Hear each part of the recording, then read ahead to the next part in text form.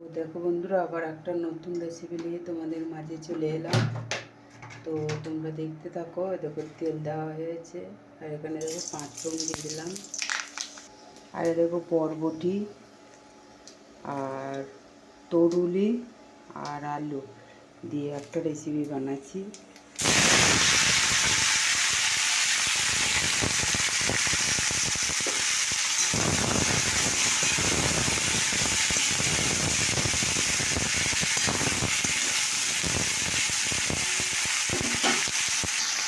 দেখতে পাচ্ছ ভাজা ভাজা হয়ে গেছে। তো এটাকে আমি জলটা দিয়ে দিলাম।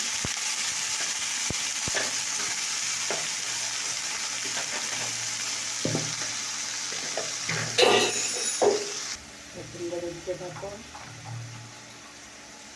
এরকম সামান্য জিরে দিয়ে একটু দিয়ে দিলাম, আর একটু দিয়ে দিলাম লঙ্কার গুঁড়ো দিয়ে দিলাম, তার দিয়ে দিলাম, আর এখানে দেখো নুন দিলাম পরিমাণ মতো নুন, আর হলুদটাও ঠিক পরিমাণ মতো, যে যেমন হলুদ খাবে সেটা আমি দেবো। তোমরা যারা নতুন রান্না করতে জানো না বা শিখতে চাইছো এই রান্নাটা কীভাবে বানাবো, তো দেখো এটা কিন্তু 3 রকম 2 রকম সবজি আর আলু দিয়ে এটা রেসিপিটা হয়েছে। তোমরা দেখতে থাকো। তো দেখো বন্ধুরা, মশলাটা দেখো কষা হয়ে গেছে। তো দেখতে পাচ্ছ কষা হয়ে গেছে। এবার আমি জল দিয়ে দিলাম।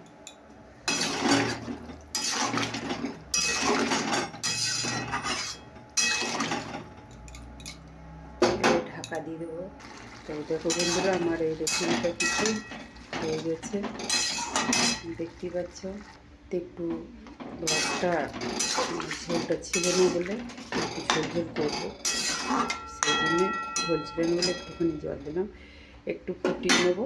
এরপর আমি বন্ধুরা আমার জলগুলো ফুটে গেছে। তো যাই হোক, আমার রেসিপিটা হয়ে গেছে। তোমার এই রেসিপিটা কেমন লাগবে অবশ্যই কমেন্টে জানিও। আর এদিকে দেখো আমি এখন চা করছি। চাটা ফুটলে দেখো দুধ আছে, দুধটা গুলে আমি চায়ের সঙ্গে দেবো। আজ দুধ চা করবো, কারণ দুধ চাই খাচ্ছি। রচাটা ভালো, উপকার রচাটা বেশি, কিন্তু কেন খাই না বলো তো বন্ধুরা? খাই না এই কারণে মুখে ভালো লাগে না, টেস্ট লাগে না। তো তো দেখো আমার চা কিন্তু ফুটে গিয়েছে, দেখতে পাচ্ছ। হ্যাঁ দেখো, আমি দেখো চা কাঠিটা ঢেলে দিলাম। কীভাবে আমি করছি দেখো, যারা জানো না, প্রথম যারা চা করবে, যাতে প্রথম যারা শিখতে চাইছো, হ্যাঁ দেখো ভুলে গেছে কিন্তু দুধ, তোমরা দেখো। দেখো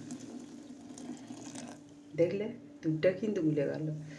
গরম জল এমন একটা জিনিস না, গরম জলে সবই গুলে। তো তোমাদের এই রেসিপিগুলা, তরকারির রেসিপিটা তা কেমন লাগলো অবশ্যই কমেন্ট করে জানিয়ে। চলো টাটা, বাই বাই।